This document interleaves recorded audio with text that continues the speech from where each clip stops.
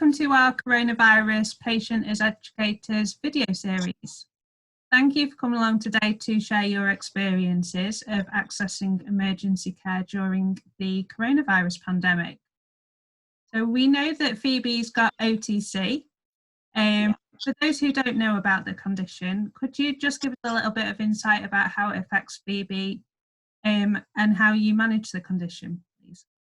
Yeah, sure. So OTC is a urea cycle disorder, and this means that she can't process protein properly within her body because of an enzyme deficiency. And because of this, the protein builds up in her body and causes a build-up of ammonia, which is toxic.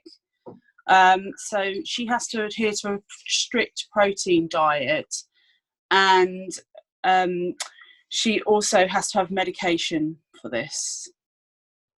And which appointments does she regularly attend? She has regular clinic appointments, which are usually in our local hospital because she attends an outreach clinic there. She also has a portacath, which is a device which sits under the skin, which we can give IV medication, fluids and feed if needed. But that needs to be flushed once a month. So she also has a community nurse that comes into our home once a month as well. Right, okay. So how has that changed in the wake of coronavirus? So her clinic appointment was actually, last clinic appointment was actually in February. So we had that before everything kind of locked down. So she hasn't needed another clinic appointment since. So I don't know about that. But the community nurse has come into the house to flush her port as well. And how did you feel about that? Well, she came in with her mask on and her gown. Before she came, she sort of said, I will have my gown on and my mask. I don't want Phoebe to be worried. Phoebe was like, wow, there's a person, the first person that's entered our house since the beginning of March. So she was very excited to welcome her in, and the community nurse explained, that basically the majority of patients she was visiting were vulnerable people, so they were shielding as well.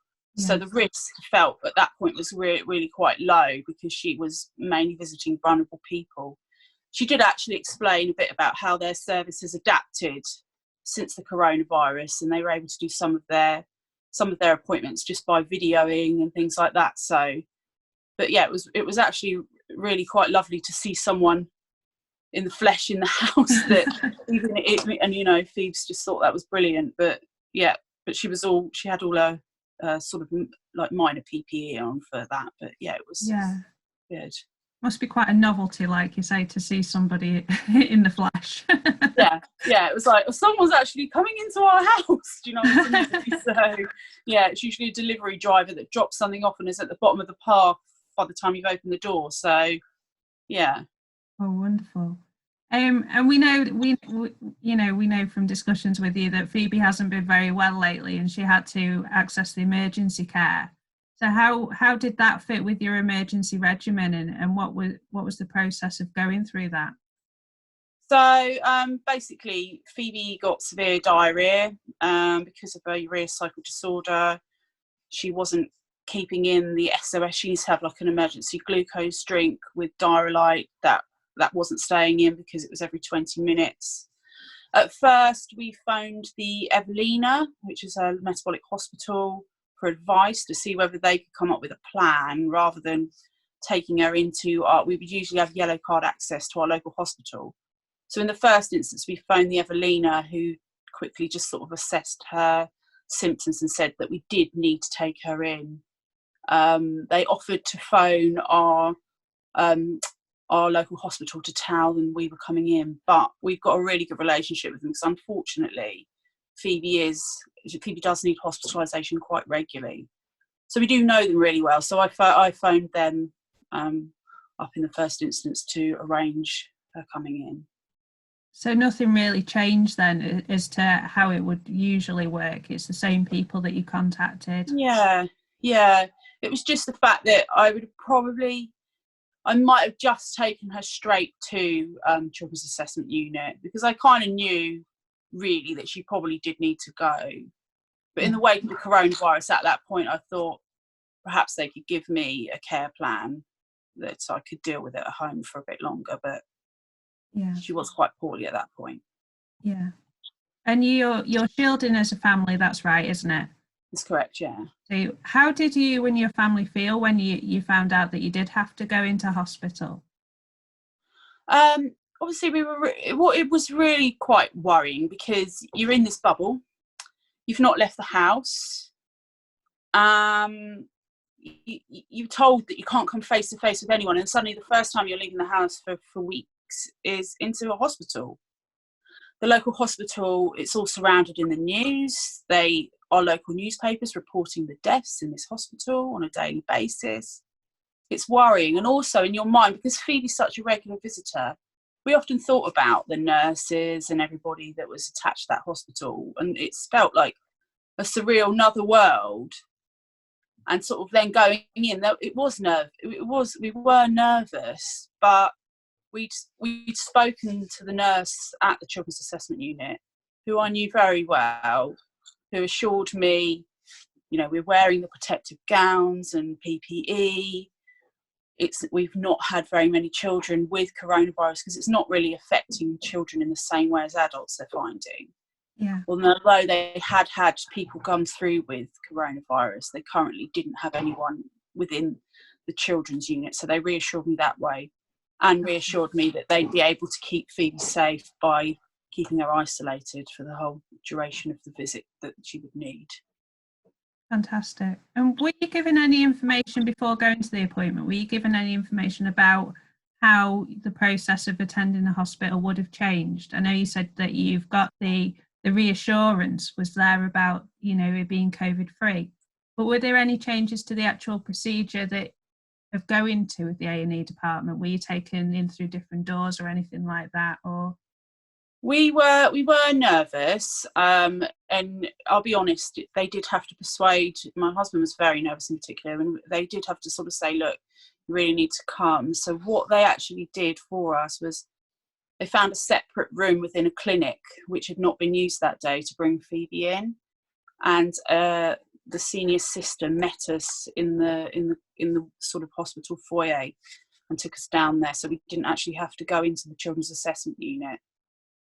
that's really good, isn't it? Yeah. So that's kind of how it was different to previous times you've attended. Did you feel safe when you were there? Yeah, I think it was the apprehension, but once I was there and I saw that they were following procedures, they all had masks on, they were sort of sharing information about, what they were doing, and I didn't feel worried that she would be in danger once I was there. Also, to say, when we were going into the hospital, it was very different. There were security guards outside. Our hospital's not letting anybody visitors in or anything, so they were checking everyone that was going in. There was hand sanitizer, and also there's a multi-storey car park into our hospital that had been closed off, and staff were allowed to use that. So there was like a ground floor car park, and they were letting people in for free.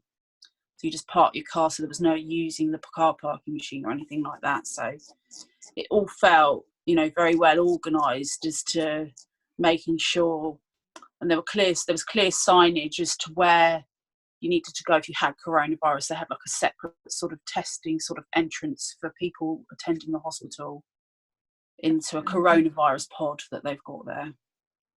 Fantastic. So reflecting back on the experience, was it how you expected it to be, or was it different? I think it was calm. It was so calm in the hospital. It was, it's that fear, isn't it? Sort of thinking, all we've got is the media. I mean, for us, because we're shielding, we haven't even been to the supermarket. Everybody's talking about 2 meters distance in the supermarket. We haven't seen any of that.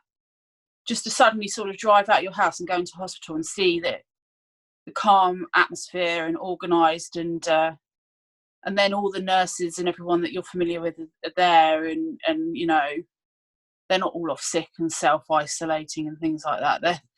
It didn't appear, apart from them wearing PPE, it felt safe, and they were keeping Phoebe isolated, and yeah. That's great. And how's Phoebe now? She's finally better. It's taken about 2 weeks for her to recover, but her body does take that kind of time. So but That's she's good. been bright and happy throughout the whole thing mainly, but that's Phoebe. So Great news. If another patient or family was worried about attending A&E or accessing emergency care for whatever reason, what would your advice to them be? just that the hospital is there and they're taking all the measures that they can. One thing that our hospital is doing is they've got separate zones. So they've got like a red zone where a patient could possibly be infected, and then a green zone. So they're treating these patients separately. They're taking every available procedure that they can to protect everyone.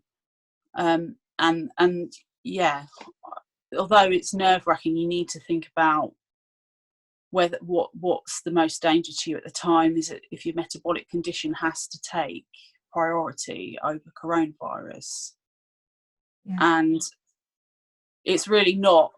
We were anxious, but we're back now, and it's almost 2 weeks since we've left the hospital. So, and she's well. So That's great. That's great. Julia, thank you so much for today. It's been wonderful, and we know that you sharing your experiences will have a huge impact and benefit others as well. We know there's a lot of anxiety and a lot of concern at the moment about going into hospital and accessing care. So this is going to be really helpful for those people. Thank you so much, Julia. that's okay. Bye. Bye now. Thank you.